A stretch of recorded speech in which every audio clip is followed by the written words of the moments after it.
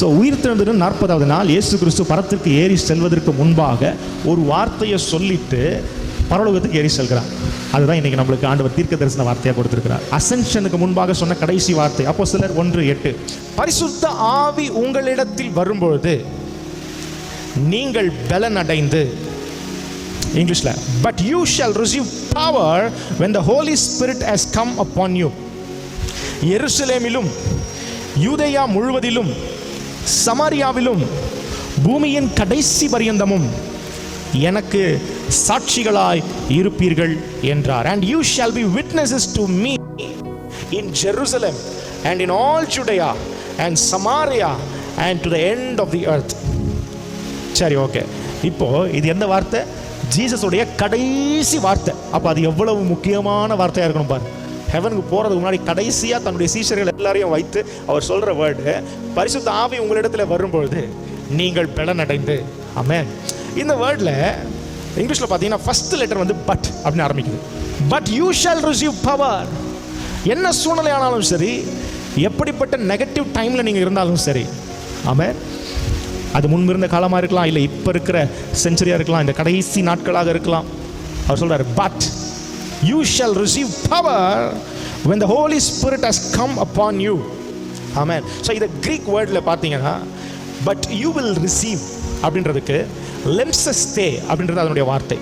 லெம்சஸ்தே அப்படின்னா to take, to receive. To receive அப்படின்றது பெற்றுக்கொள்ளுதல். இன்னொரு வேர்டு டு டேக் அப்படின்னா நீங்கள் எடுத்துக்கொள்வீர்கள். You will receive, you will take power, you will take strength. Amen. ஏன்னா அவர் சொல்லிட்டார், I will send you a comforter.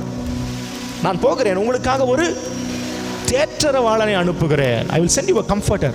அடுத்து இன்னொரு வசனத்தை சொல்றாரு, I will not leave you as orphans. நான் உங்களை திக்கற்றவர்களாக விடேன். I will come to you. நான் உங்களிடத்தில் வருவேன். இப்போ லெம்சஸ்தே அப்படின்னா டு டேக். அடுத்த வார்த்தை பவர் இருக்கா? யூ ஷால் ரிசீவ் பவர் இருக்கா? அந்த பவர் அப்படின்ற வார்த்தை என்ன தெரியுமா? Dunamis or dynamis. இது ரெண்டுமே கிரீக் வேர்டு தான். Dunamis or dynamis. இது என்ன தெரியுமா? நார்மல் பவர் கிடையாது, மிராக்குலஸ் பவர், அற்புதங்களை செய்கிற வல்லமை. You shall receive power, you shall take power அப்படின்றாரு. நீ என்னிடத்திலிருந்து வல்லமையை பெற்றுக்கொள்வாய், வல்லமையை எடுத்துக்கொள்வாய். அவர் வரும்பொழுது நீ வல்லமையை எடுத்துக்கொள்வாய். எந்த வல்லமை தெரியுமா? சாதாரண காரியங்களை செய்யக்கூடிய வல்லமை கிடையாது. Miraculous power, miraculous strength, miraculous might, வல்லமை. ஆம்பிளிஃபைட் பைபிள் இப்படி இருக்கு, ability. You shall receive power. You shall receive ability, supernatural ability. அது வரைக்கும் உங்களுக்கு ஐயோ இதை என்னால் செய்ய முடியுமா, இதை என்னால் செய்யறதுக்கு எனக்கு திராணி இருக்கா, எனக்கு அந்த பலன் இருக்குதா, இந்த காரியம் ரொம்ப பெருசாக இருக்குது, இதை எப்படி என்னால் செய்ய முடியும்? ஆண்டவர் இன்னைக்கு காலையில் சொல்கிறாரு, அந்த காரியத்தை செய்து முடிப்பதற்கான எபிலிட்டி ஆண்டவர் உங்களுக்கு கொடுப்பார். அதை செய்து முடிக்கிறதான கெப்பாசிட்டி ஆண்டவர் உங்களுக்கு கொடுப்பார். இதை செய்யறதுக்கான பணம் என்கிட்ட கிடையாது, எப்படி நான் செய்வேன்? இந்த மாதம் ஆண்டவர் உங்களுக்கு சொல்கிறாரு, you shall receive the ability. You shall receive. இன்னொரு வேர்டு எஃபிஷியன்சி. ஆமென். இன்னொரு வேர்ட் பாருங்க, எஃபிஷியன்சி. எஃபிஷியன்சி அப்படின்னா you will receive the efficacy to do it. அதை செய்து முடிப்பதற்கான பலன், அந்த எஃபிஷியன்சியை கர்த்தர் உங்களுக்கு கொடுப்பார். பரிசுத்த ஆவி உங்களிடத்தில் வரும்போது அப்படின்னு இருக்குல்ல, அந்த ஹோலி ஸ்பிரிட் அப்படின்றத வர ஐயோ நிமாட்டோஸ். ஐயோ அப்படின்னா ஹோலி, சேக்ரெட் அப்படின்னு அர்த்தம், பரிசுத்த. ஓகே, நிமாட்டோஸ் அப்படின்னா ஸ்பிரிட் மட்டுமல்ல, அதோட மீனிங் விண்ட், காற்று. அடுத்தது பிரெத், சுவாசம்.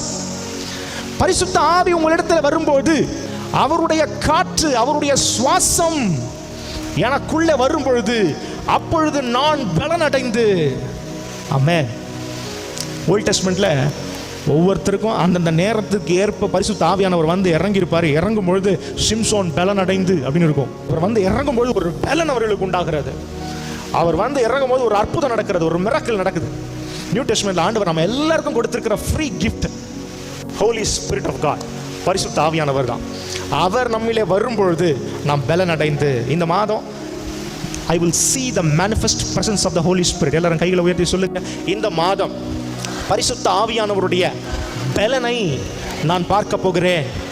ஹோலி ஸ்பிரிட்டுடைய எஃபிஷியன்சி எனக்குள் வரும். ஹோலி ஸ்பிரிட்டுடைய எபிலிட்டி என்னுடைய எபிலிட்டி. ஹல்லேலூயா. அவருடைய ஸ்ட்ரெங்த் என்னுடைய ஸ்ட்ரெங்தாக மாறும். ஓகே, தொடர்ந்து வாசிப்போம். அடுத்த வார்த்தை என்ன இருக்கு? அப்பொழுது என்ன நடக்குமா? எருசலேமிலும் யூதேயாவிலும் சமாரியாவிலும் பூமியின் கடைசி பரியந்தமும் யாருக்கு சாட்சி? அவருக்கு சாட்சிகளாக இருப்போம் என்று வேதம் சொல்லுகிறது. அப்படின்னா இந்த இடத்துல ஒரு ஜியோகிராபிக்கல் எக்ஸ்பான்ஷனை ஆண்டவர் எழுதியிருக்கிறார். ஒரு geographical progression. It signifies a geographical growth. கையை உயர்த்தி சொல்லுங்க, இந்த மாதம் கர்த்தர் என்னை பெருக பண்ணுவா, என்னை பெருக பண்ணுவா.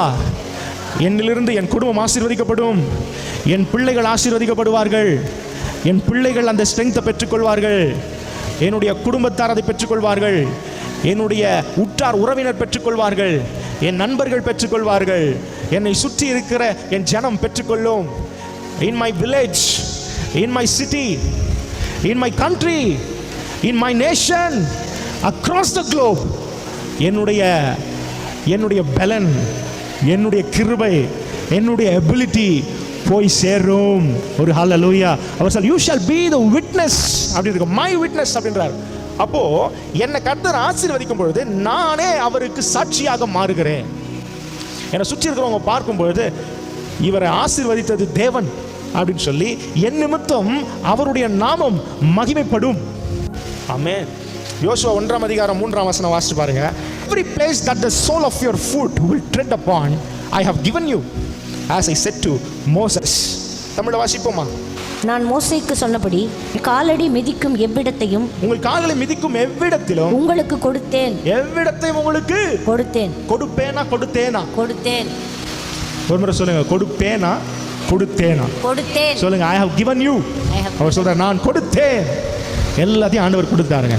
உங்க கால் மிதிக்கிற தேசம் எங்கேயும் கர்த்தர் உங்களுக்கு தருவார். எப்படி தருவார்? எப்படி தருவார்? நான் போகிற இடமெல்லாம் என்னை சுற்றி இருக்கிறவர்கள் தேவனை விசுவாசிப்பார்கள். ஆமென். நான் போகிற இடமெல்லாம் என் சொசைட்டியில் என்னை பார்த்து என் தேவனை அவர்கள் விசுவாசிப்பார்கள். என் ஆஃபீஸில் என்னை பார்த்து என் தேவனை அவர்கள் விசுவாசிப்பார்கள். அதுதான் விட்னஸ். அந்த மாதிரி விட்னஸாக கர்த்தர் உங்க ஒவ்வொருவரையும் இந்த மாதம் மாற்றுவார். ஹல்லேலூயா. So everybody will confess that he is God. அவர் தேவன் என்பதை எல்லாரும் கன்ஃபஸ் பண்ண போறாங்க இந்த மாதம். God is going to do something in our lives. ஹல்லேலூயா. ஒரு முறை சொல்லுங்க, கர்த்தர் ஏதோ ஒரு காரியத்தை என் வாழ்க்கையில இந்த மாதம் செய்ய போறார். இந்த மாதம் செய்ய போறார். என்னுடைய ஃபேமிலியில செய்ய போறார், என்னுடைய ஃபினான்ஸ்ல செய்ய போறார், என்னுடைய பிசினஸ்ல செய்ய போறார், என்னுடைய உடைமைகள்ல செய்ய போறார். ஹல்லேலூயா. என்னை சுற்றி இருக்கிறவர்கள் எல்லாரும் சொல்லுங்க, என்னை சுற்றி இருக்கிறவர்கள் எல்லாம் விசுவாசத்தினாலே நிரம்புவார்கள். And people will see hope when they see me. Amen. சந்தோஷமா ஹல்லேலூயா. ஏன்னா என்ன பவர் தெரியுமா? மரித்த லாசருவை கல்லிலிருந்து வெளியே கொண்டு வந்த பரிசுத்த ஆவியானவர், உலர்ந்த எலும்புகள் உயிர் பெற்று எழும்பி மகா பெரிய சேனையாக நிற்க செய்த அந்த பரிசுத்த காற்று, இயேசு கிறிஸ்துவை கல்லறைக்குள்ளே அடக்கி வைக்க முடியாமல் கல்லை புரட்டி போட்டு அவரை வெளியே கொண்டு வந்த அந்த வல்லமை, அதுதான் அந்த மிராக்குலஸ் பவர். என்ன சூழ்நிலையில் நீங்க இருந்தாலும் சரி, கர்த்தர் அதை மாற்றி போடுவார். கர்த்தர் ஒரு பெரிய மாற்றத்தை கொடுப்பார். உங்களை உயிர் பெற்று எழும்பச் செய்வார். புதிய வாசல்களை திறப்பார். எப்படி நடந்ததுனே தெரியாத அளவுக்கு கர்த்தர் உங்களை ஆசீர்வதிப்பார். உங்களால் அதை விவரித்து சொல்ல முடியாத அளவுக்கு கர்த்தர் உங்களையும் உங்கள் குடும்பத்தையும் உங்கள் பிள்ளைகளை சாட்சிகளாக மாற்றுவார். எங்கு போனாலும் சரி அந்த இடத்துல நீங்கள் தேவனுக்கு சாட்சியாயிருப்பீர்கள். அவரை விசுவாசிக்கிறவர்கள் கூனி குறுகி போவார்கள் என்று ஒரு இடத்திலும் இல்லை. அவரை விசுவாசிக்கிறவர்களை அவர் தூக்கி நிறுத்துவார், குழியிலிருந்து தூக்குவார். அவன் 7 முறை விழுந்தாலும் திரும்பவும் எழும்பி நிற்பார். ஆமென்.